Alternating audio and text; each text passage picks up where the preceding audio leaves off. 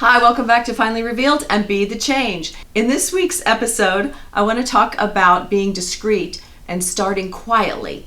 You might think about starting small, but you don't necessarily think about starting quietly because you're excited. You're excited for yourself.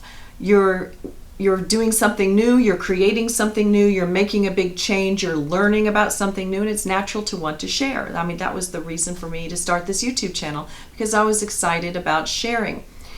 You need to realize that there are three components when you do share. One is you, one is the other person, and one is the thing that you are sharing about. A baby needs room and space and food and air to grow. Your new whatever it is, your new change needs time and space to grow. It needs to build roots and it needs to come up just like our friend here.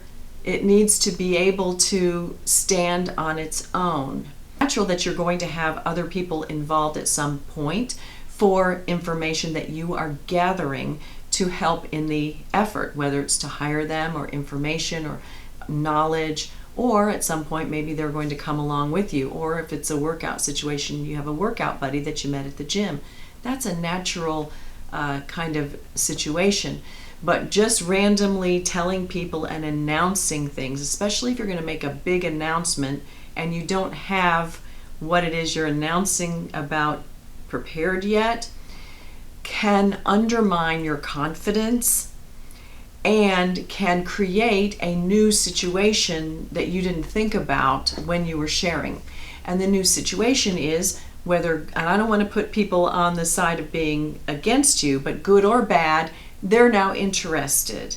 Some people will be more interested than others. Some will be really interested in the thing. Some are just interested in you and your welfare. Some people may be jealous, may be interested in appropriating whatever it is you have for themselves or undermining you. You don't know their particular motives, but just take it as everybody is looking out for themselves. So when you're sharing this information, at a bare minimum, you're now creating further sharing of that information with whoever they talk to. So now that whole population is growing, and this whole population that is growing is now going to be coming back to you for updates. What are you going to tell them if something doesn't happen the way you have originally told them?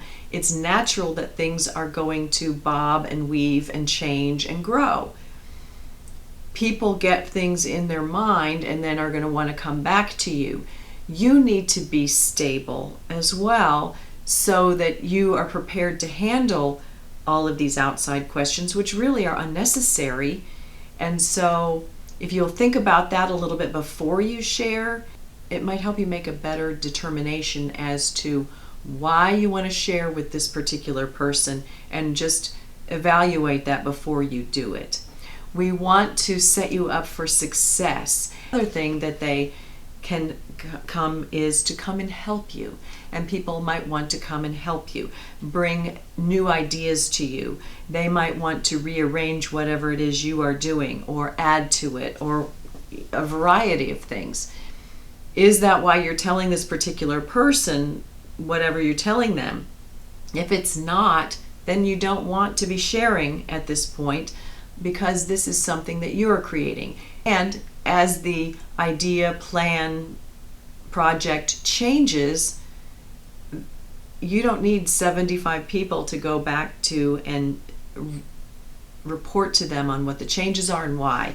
So it's just easier on you if you limit the information that you share for your own purposes.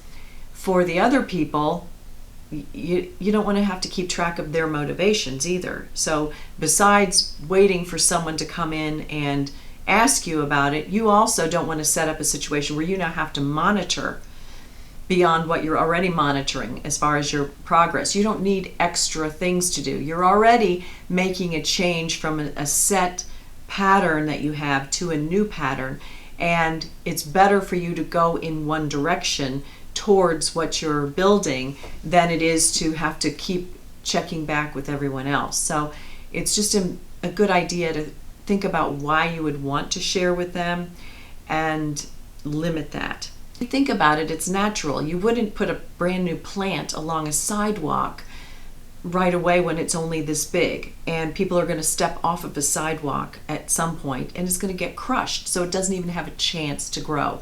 You want to give your new idea, project, business, hobby, whatever, a chance to grow. And it's better if it gets attention from you and you're not, out there dealing with everyone else and their ideas. And then a more serious reason to be quiet is because if you are creating anything that would have a legally protectable interest, by sharing particular information, general or specific, drawings, diagrams, descriptions, or even the finished product, you may be, in effect, giving away your ability to protect it. And I'm talking about copyright and trademark and patents and things such as that. Intellectual property could be the basis for the whole thing that you are developing, and it will be something that's valuable, and you don't want to risk all of your hard work going out the window by a casual comment. So it's something that you need to think about. But I still think the most important part of this is you. We want you to be solid. You're going to have your own doubts. Everybody has an ego, and your ego is going to come in there, and your little self-doubt spiel that maybe you have had at different times. Maybe you've tried to make this particular change or a different one before, and it wasn't successful for whatever reason. This is a whole new time. This is a whole new time, and give yourself that chance. Believe in yourself and vote for yourself. Give yourself that chance by keeping this in-house for now. A good example, I'll use the Kansas City Chiefs as an example, and their quarterback, Patrick Mahomes. He won the Most Valuable Player for the 2018 season. He started very strong that year, and it was pretty evident that he's got the goods, he's a good player, and he was going to rack up some really good statistics. He did not run out and sign up a bunch of endorsements. His team waited an entire year until he had a whole year worth of results. He'd won the Most Valuable Player award for the whole league, and then he had more choices on his endorsements and was able then to roll it out. There was performance that was established before. So it's just another way to set yourself up for success.